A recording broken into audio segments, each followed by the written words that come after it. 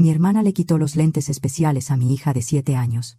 Los tiró al piso y los aplastó con el pie para enseñarle respeto.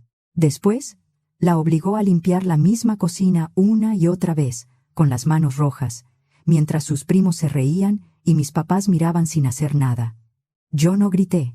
A la mañana siguiente, después de una noche casi sin dormir, empecé a quitarles el control que creían tener sobre nosotras.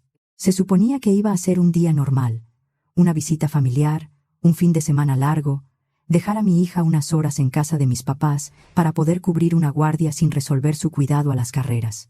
Soy doctora. Estoy acostumbrada a las urgencias, al miedo, a la sangre, a los gritos que no se calman con una pastilla. Lo que no esperaba era entrar a la sala de mis propios padres y sentir, desde el primer segundo, que algo estaba mal. No era una rareza normal de casa familiar. Era otra cosa. Llegué a la casa de mis papás en Querétaro ya entrada la tarde, con el cansancio metido en los huesos. Solo quería recoger a Elisa, llevarla a casa, ponerle la pijama y descansar un rato. Abrí la puerta esperando el ruido normal de una casa con nietos, televisión, niños corriendo, alguien pidiendo jugo. Pero la casa estaba demasiado quieta. Mi mamá, Consuelo Aguilar, estaba junto al fregadero acomodando platos con una calma fingida. Mi papá, Ernesto Méndez, estaba sentado en su sillón con el periódico abierto, aunque se notaba que no estaba leyendo. Mi hermana Lorena estaba en el sillón, celular en mano, demasiado relajada, como si estuviera actuando tranquilidad. Y Elisa estaba sentada en el tapete. Chiquita, derecha, callada, con las manos sobre las piernas, como si esperara que alguien dictara sentencia. No levantó la mirada cuando entré. Eso fue lo primero que me pegó. Mi hija no es dramática. Cuando algo le duele se apaga, se queda quieta. Y en ese momento se veía así, como si estuviera tratando de ocupar menos espacio. Luego vi sus manos. No estaban sangrando, no estaban abiertas, pero estaban mal. Tenía los nudillos rojos, la piel irritada, unas marcas moradas leves, marcas de haber tallado algo durante demasiado tiempo, con demasiada fuerza, con manos de niña, y no traía sus lentes. Elisa usa lentes especiales de apoyo visual desde hace años. No son un adorno. Con ellos lee, camina tranquila, enfoca. Sin ellos entrecierra los ojos, se marea y le duele la cabeza. Verla con la cara descubierta, los ojos cansados y un poco perdidos, me detuvo en la entrada. «Hola, mi amor», dije, intentando que mi voz sonara normal. «¿Dónde están tus lentes?» Elisa se encogió apenas. No fue un salto, ni un llanto. Fue un movimiento mínimo, como si mi pregunta hubiera tocado una herida. Lorena contestó antes de que mi hija pudiera hablar. Se le cayeron. Su tono fue demasiado parejo, demasiado ensayado. Di un paso hacia adentro. ¿Se le cayeron dónde? Lorena ni siquiera levantó bien la vista del celular. Por ahí, hace rato. Mi mamá metió un plato al fregadero. No es para tanto, Beatriz.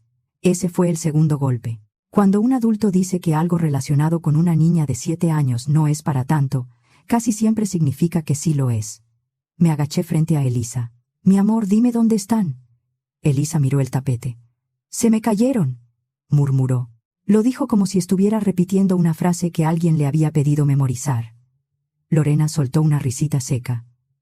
«Ha estado muy contestona hoy». Volteé a verla. «¿Contestona cómo?» Lorena por fin levantó los ojos. «Ay, ya sabes. Tocando cosas que no debe, metiéndose donde no le importa, sintiéndose con derecho a todo». Mi mamá acomodó otro plato, esta vez con más fuerza. «Los niños necesitan límites». Mi papá pasó una página del periódico. Su manera de desaparecer sin moverse. Elisa seguía con los hombros hundidos. Tenía las manos apretadas sobre las piernas, como si ni siquiera confiara en ellas.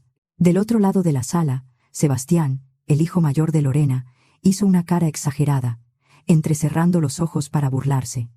Abril y Valentina, sus hermanas, se taparon la boca para reírse. No fue una carcajada fuerte. Fue peor esa risa bajita que los adultos fingen no oír, pero la víctima sí escucha. Mantuve la cara quieta. En urgencias aprendí que si tú entras en pánico, todos entran en pánico contigo. Así que no lo haces. «Está bien», dije. «¿Puedo verlos?» Lorena se levantó, caminó hacia una mesita lateral y tomó algo con 2 dedos. Luego lo dejó caer en mi mano como si me estuviera entregando un recibo. Los lentes de Elisa, el armazón estaba doblado. Una mica tenía una grieta que la atravesaba de lado a lado.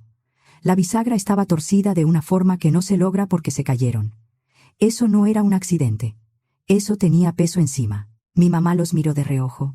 Luego vemos cómo se arreglan. Los primos volvieron a hacer un ruidito entre ellos. Elisa no levantó la cabeza. Tragué saliva. No porque no supiera qué decir, porque sabía demasiado bien qué quería decir, y ninguna de esas palabras iba a ayudar a mi hija en ese momento. «¡Nos vamos!». Mi mamá volteó. «Beatriz, no empieces». «Nos vamos», repetí. Lorena alzó la barbilla. «No seas dramática». No le contesté. Tomé la mochila de Elisa con una mano, y con la otra le ofrecí la mía. Ella se levantó despacio. Sus dedos estaban fríos y rígidos. Caminamos hasta el coche sin que nadie nos siguiera. En el trayecto a casa, Elisa no dijo nada. Miró por la ventana como si el vidrio fuera más seguro que cualquier persona. Yo tampoco la presioné. No todavía. Llegamos. Entramos. Y fui directo a su cajón. Saqué el par de lentes de respaldo. Porque claro que tiene un par de respaldo. Soy madre soltera de una niña que necesita ver. Lo que ya no tenía era paciencia para seguir justificando a mi familia. Elisa se puso los lentes y sus hombros bajaron apenas. Fue un gesto pequeño, pero lo vi. Su cuerpo estaba más seguro, aunque su cara seguía en aquella sala, escuchando la risa de sus primos. Revisé sus manos bajo la luz de la cocina. La piel de los nudillos estaba roja. Había moretones leves. Nada enorme, pero sí lo suficiente para hacerme apretar los dientes. «¿Te caíste?», pregunté suave. Elisa negó con la cabeza. «¿Te lastimaste haciendo algo?». Sus ojos subieron a los míos, y luego se fueron a otro lado. «No». Otra respuesta memorizada. No insistí. Le hice de cenar unas quesadillas, porque yo no estaba emocionalmente en condiciones de cocinar algo más elaborado. Elisa apenas comió. Después vino el baño, la pijama, cepillarle el cabello y fingir que yo estaba tranquila. Cuando la acosté, me senté en la orilla de su cama. «Oye», le dije, «¿me puedes contar qué pasó hoy?». La versión de verdad. Elisa apretó los labios. Miró la cobija como si ahí estuvieran escritas las instrucciones para sobrevivir. «No estás en problemas», añadí. «No estoy enojada contigo, solo necesito entender». Silencio. Luego dijo, «Hice algo malo. Se me hundió el estómago». «No. Hiciste algo que los hizo enojar. Eso no significa que hayas hecho algo malo». Elisa tragó saliva. Su voz empezó a salir en pedacitos. Pensé que la tía Lorena estaba viendo un video en su celular. «Está bien». Y miré tantito. «Está bien». Pero no era video. Era como un correo. Vi el nombre del tío Raimundo y una palabra rara. Algo como Fidei. No sé. Me quedé quieta. ¿Y después? Se enojó mucho. Tapó el celular y me dijo que era una irrespetuosa, que tenía que aprender respeto. Mis manos se quedaron quietas sobre mis piernas. Y luego, me quitó mis lentes. No hablé. No quería interrumpirla. Los aventó al piso, susurró. Y los pisó fuerte. Su voz se quebró. Le dije que no podía ver. Y ella dijo que lo hubiera pensado antes. Me dieron ganas de volver a esa casa. Pero Elisa seguía hablando. Y lo único importante era escucharla. Después me hizo limpiar la cocina. Yo limpié, pero dijo que estaba mal. Entonces tuve que hacerlo otra vez. Y otra, y otra. Miré sus manos. Me dolían, dijo. Sebastián se reía. Abril y Valentina también. La abuela estaba ahí. ¿Y tu abuelo? Elisa se encogió apenas. También. Esa respuesta lo decía todo. No la defendió. No hizo nada. Estuvo ahí, que en mi familia era una forma cómoda de participar. Elisa apretó la cobija. Yo traté de portarme bien. De verdad traté. Algo se me rompió por dentro. Elisa parpadeó rápido. «¿Mamá? ¿Soy mala?». Me incliné y le tomé la cara con cuidado. «No. No, mi amor. Tú no eres mala. Lo que te hicieron estuvo mal. Eso es muy distinto». Entonces lloró.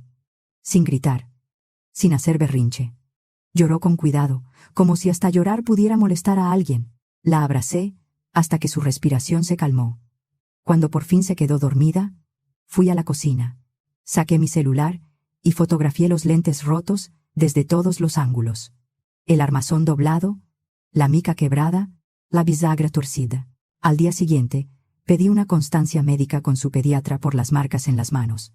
No por exagerar, porque ya sabía que mi familia negaba todo. Esa noche me senté en la oscuridad, mirando esos lentes como si fueran una prueba. No llamé a Lorena. No fui a casa de mi padre. No grité. Respiré hondo, como antes de entrar a una sala donde todo puede salir mal. Y empecé a hacer planes. La gente no se vuelve cruel de la noche a la mañana. Practica. Lo disfraza de educación, de disciplina, de así se forman los niños. En mi casa, cuando yo era niña, mi mamá lo llamaba ser estricta. Ser estricta significaba que si tirabas un vaso con agua, te ganabas un sermón larguísimo. Si contestabas con un tono que ella no aprobaba, aprendías a tener miedo de hablar. Mi papá no gritaba, no pegaba, no necesitaba hacerlo. Se sentaba en su sillón, suspiraba cuando mi mamá se alteraba, y actuaba como si su silencio fuera neutralidad. No lo era. Su silencio siempre ayudaba al más fuerte. Lorena entendió pronto cómo sobrevivir en esa casa. Sonreír cuando tocaba, ser la hija buena, y cuando lo logró, los regaños dejaron de caer sobre ella. Cayeron sobre mí. En mi familia casi nada cambiaba. Solo cambiaba quién pagaba el costo. Lorena aprendió a usar eso a su favor. Si rompía algo, lloraba primero. Si la descubrían, abría los ojos como si la hubieran traicionado. Mi mamá corría a consolarla, y luego volteaba hacia mí como si yo hubiera cometido un delito. No sé en qué momento dejé de esperar justicia. Fue una injusticia pequeña tras otra. Me hice doctora porque fue el primer lugar donde las reglas tenían sentido. En la medicina también hay cosas injustas, pero al menos ahí la causa importa. Si tratas una infección a tiempo, mejora. Si algo falla, buscas el motivo. En mi familia, causa y efecto dependían de quién contara la historia. Seguí en contacto con mis papás, porque a uno lo entrenan para sentirse culpable por respirar. Y porque cuando nació Elisa, sentí algo que de niña nunca había sentido con tanta claridad: amor protector. Ese amor que te hace querer construirle a tu hija un mundo donde no tenga que encogerse para estar a salvo. Así que lo intenté. Intenté darle abuelos, primos, una tía. Me dije que con ella sería distinto. No lo fue. Al principio fue más sutil. Los hijos de Lorena, Sebastián, Abril y Valentina, siempre eran los protagonistas. Elisa recibía sonrisas que parecían favores. A veces Lorena decía: Elisa es demasiado sensible. Y mi mamá se reía como si ser sensible fuera un defecto. A veces, Sebastián la imitaba entrecerrando los ojos.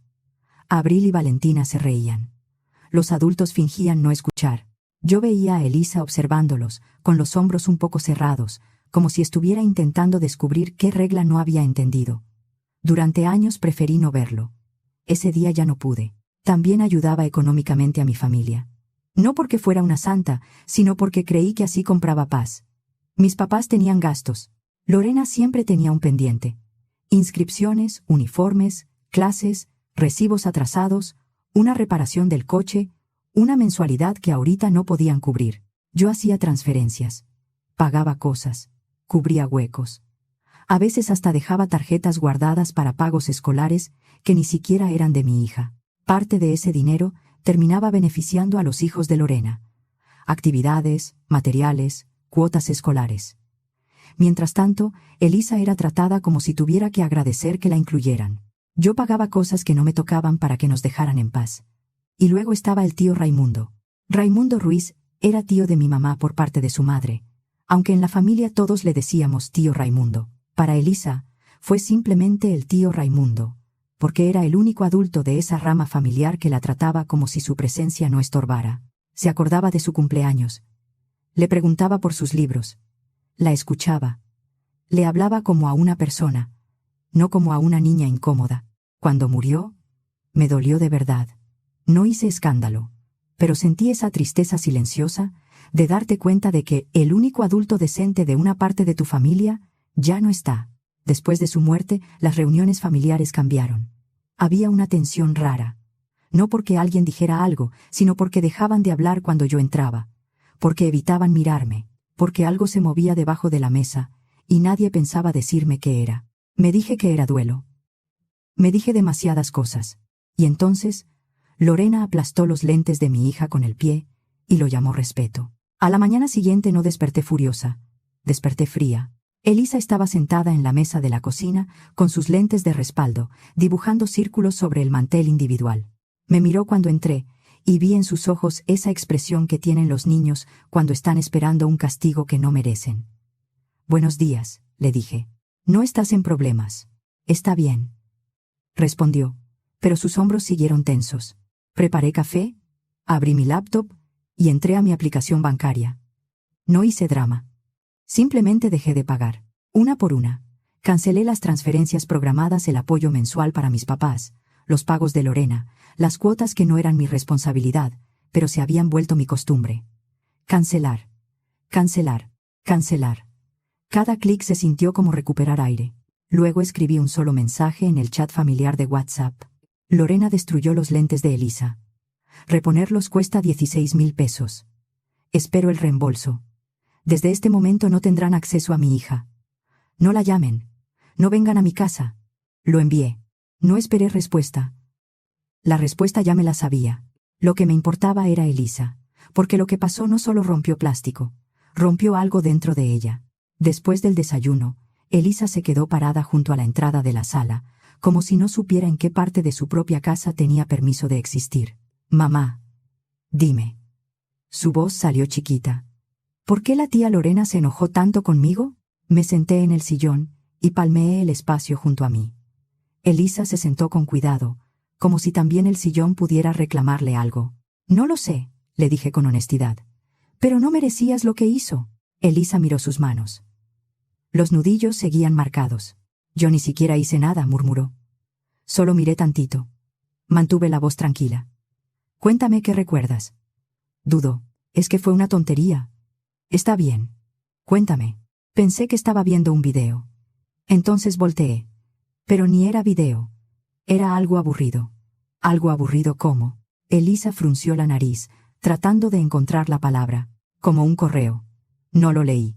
Solo vi palabras. Vi Raimundo. Y fideialgo. La tía Lorena se enojó de inmediato. Fideicomiso. La palabra se me quedó clavada. Elisa siguió, sin entender que acababa de dejar caer una piedra enorme en medio de la mesa. Pero fue tantito. Ni me importaba. Mantuve la cara quieta con pura fuerza de voluntad. Gracias por decírmelo. Elisa me miró rápido. ¿Estoy en problemas? No, dije. Y esta vez mi voz salió firme. ¿Estás segura? Ella soltó el aire como si lo hubiera estado guardando desde el día anterior. La abracé más tiempo del necesario, porque yo también necesitaba sentir que estaba ahí conmigo, y no en el piso de otra casa, tallando una cocina mientras se reían. Un rato después, sonó mi celular. Lorena. A los 10 segundos, mi mamá ya estaba en la llamada también. Mi papá no habló, pero escuché su respiración al fondo. Como siempre, presente sin participar. Lorena ni siquiera dijo, «Hola, ¿qué es ese mensaje?» Mi mamá entró enseguida. «Beatriz, ¿qué estás haciendo?» Mantuve la voz plana. «¿Se acabó?» Lorena soltó una risa. «¿Se acabó qué? ¿Tu berrinche? Destruiste los lentes de Elisa. Los vas a pagar y no vas a volver a verla». «Eso no pasó así», dijo demasiado rápido. Mi mamá la respaldó al instante. A Elisa se le cayeron. «¿Y entonces por qué sus manos están lastimadas?» Silencio. Lorena habló de nuevo, esta vez más torpe. «Es que estaba de necia. Se estaba portando mal. Necesitaba una consecuencia». Respiré despacio. «Entonces decídanse. ¿Fue un accidente o fue un castigo? Porque las dos cosas no pueden ser verdad». Mi mamá elevó la voz. «No nos hables así. No estoy discutiendo. Estoy informando. Ya no voy a pagarles nada. No voy a cubrir recibos, colegiaturas, cuotas ni emergencias de nadie.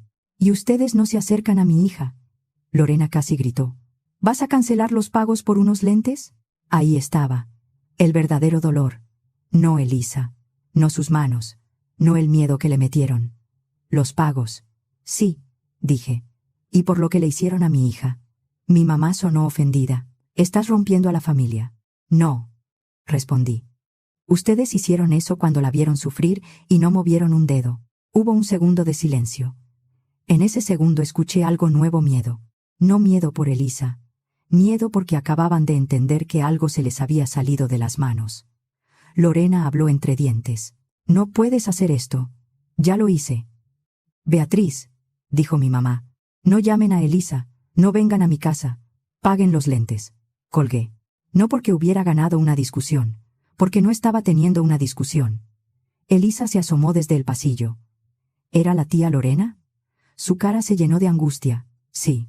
¿Está enojada? Que se enoje, le dije, suavizando la voz. Los adultos se hacen cargo de lo que sienten. Tú no tienes que arreglar eso. Esa noche, cuando Elisa se durmió, volví a sentarme frente a la laptop. Esta vez no abrí el banco. Busqué el nombre completo del tío Raimundo. Raimundo Ruiz. Obituario. Notaría. Herencia. Fideicomiso. Palabras aburridas de adultos. Las mismas que Elisa había visto sin querer. Por primera vez, la pregunta dejó de ser, ¿por qué Lorena hizo eso? La pregunta fue, ¿qué estaban escondiendo para que Lorena reaccionara así? El despacho de Óscar Cárdenas olía a café recalentado y papel viejo. Óscar era un abogado tranquilo, de esos que han visto familias destruirse por menos que una casa heredada. Escuchaba sin interrumpir ni consolar de más. Eso me gustó.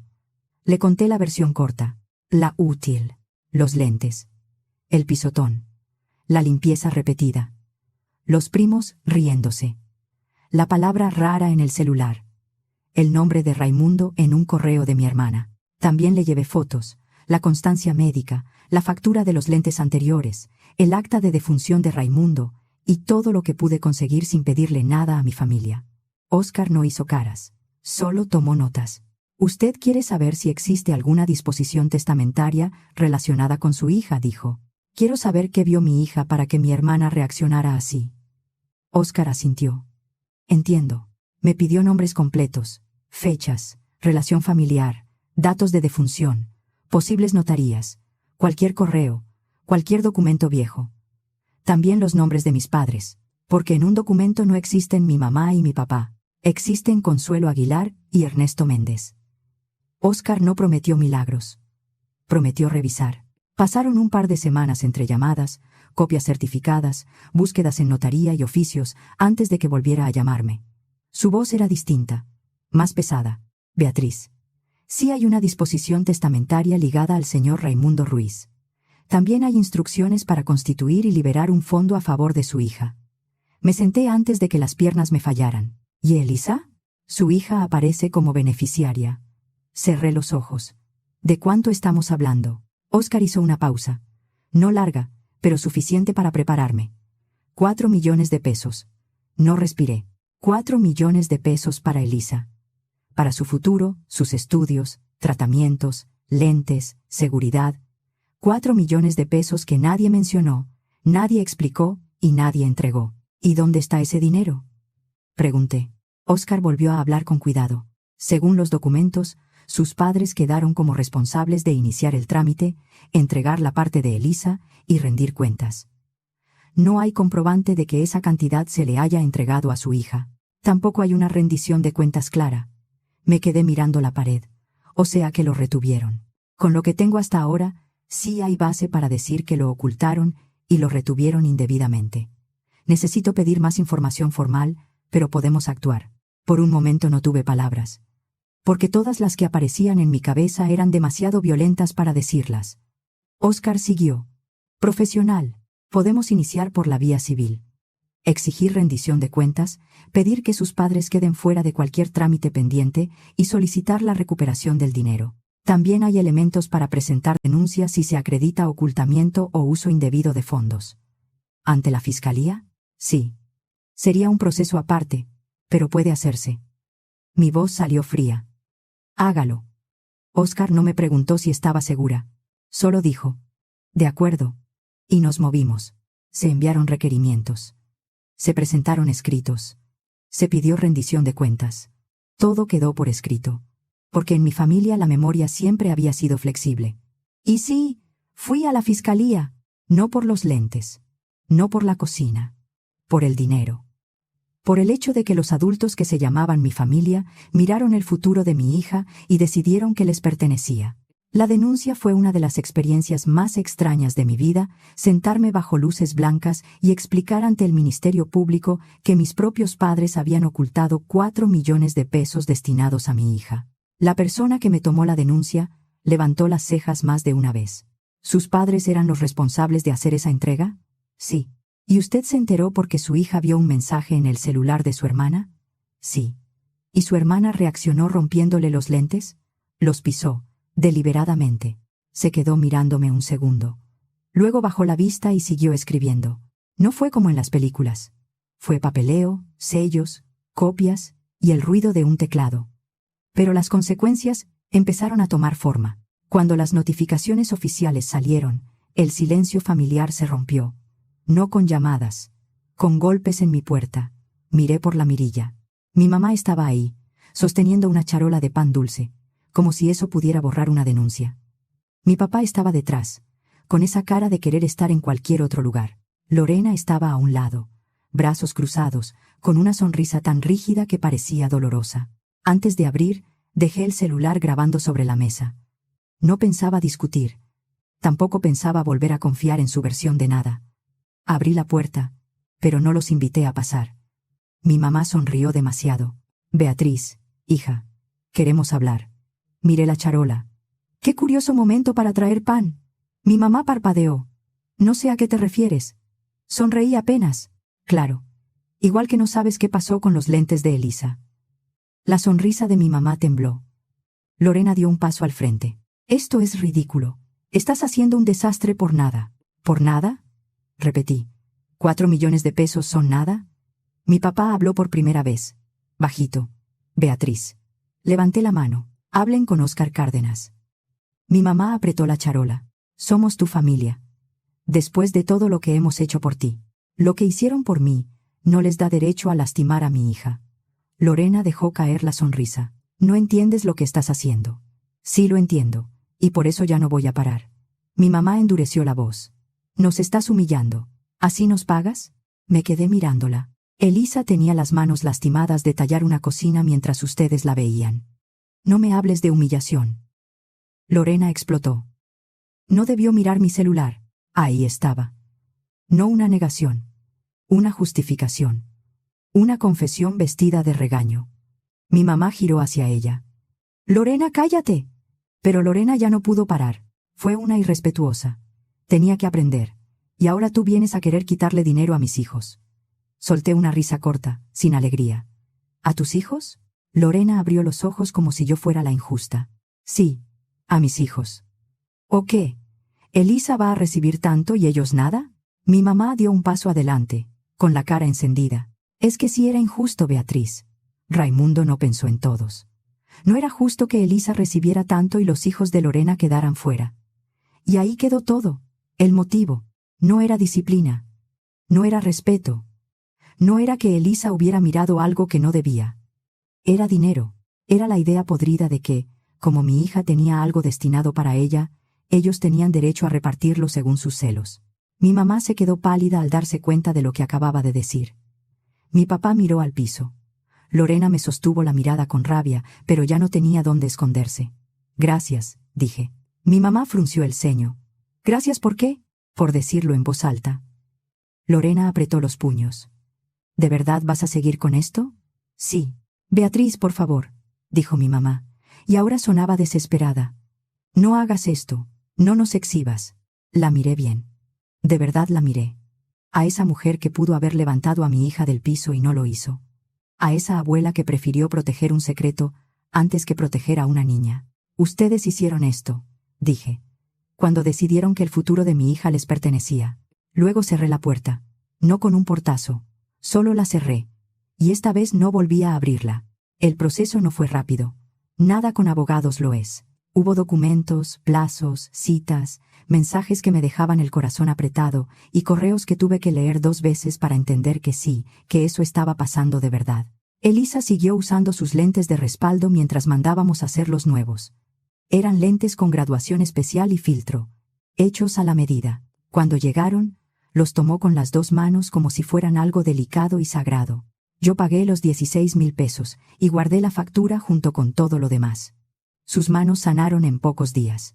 Lo que tardó más fue otra cosa. La forma en que pedía perdón por todo. Perdón, mamá, se me cayó la cuchara. Perdón, mamá, me tardé. Perdón, mamá, ¿puedo prender la luz? Cada perdón era una pequeña prueba de lo que le habían enseñado en una sola tarde, que existir podía molestar. Que necesitar ayuda era una falta. Que equivocarse merecía castigo.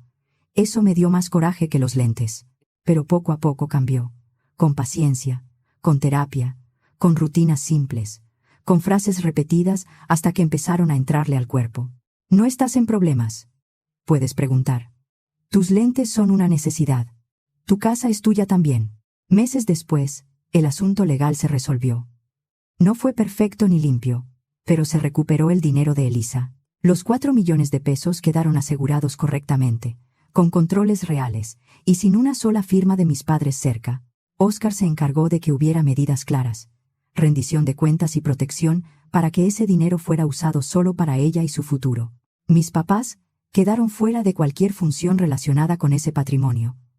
Porque administrar lo que pertenece a una niña no es un favor familiar, es una responsabilidad. También hubo consecuencias penales. No hubo cárcel. Hubo devolución obligada, reparación del daño, multas y condiciones aprobadas dentro de un acuerdo. No fue espectacular, pero les quitó lo que más cuidaban: el control, el dinero y la reputación. Cuando hubo documentos de por medio, la familia empezó a enterarse. Las invitaciones desaparecieron. Muchos cambiaron de lado apenas vieron que ya no era un pleito familiar, sino un expediente. Lorena ya no tenía el mismo público para hacerse la víctima. Mi mamá perdió amistades que antes la veían como una abuela ejemplar. Mi papá siguió callado, como siempre. Nosotras seguimos sin contacto. Y no fue fácil. La gente cree que poner límites te vuelve libre al instante. A veces primero te deja sola con el eco de todo lo que permitiste antes de llegar a ese límite. Pero esa soledad no lastimaba igual. No había risas escondidas. No había platos golpeados en el fregadero. No había adultos diciendo que no era para tanto mientras una niña aprendía a hacerse chiquita. Meses después, una noche, Elisa estaba leyendo en la sala con sus lentes nuevos. Tenía una cobija sobre las piernas y un libro abierto, concentrada en su mundo. De pronto, bajó el libro. «Mamá, ¿ya estamos bien?». La pregunta me atravesó. Pensé en sus manos rojas, en los lentes rotos sobre mi mesa, en el pan dulce en la puerta, en la palabra rara saliendo de la boca de una niña que ni siquiera sabía lo que había visto. Pensé en todo lo que se rompió y en todo lo que por fin dejamos de cargar. Me senté junto a ella. «Sí», le dije, «estamos bien». Esa noche no me sentí feliz. Me sentí tranquila. Y para nosotras, eso ya era muchísimo.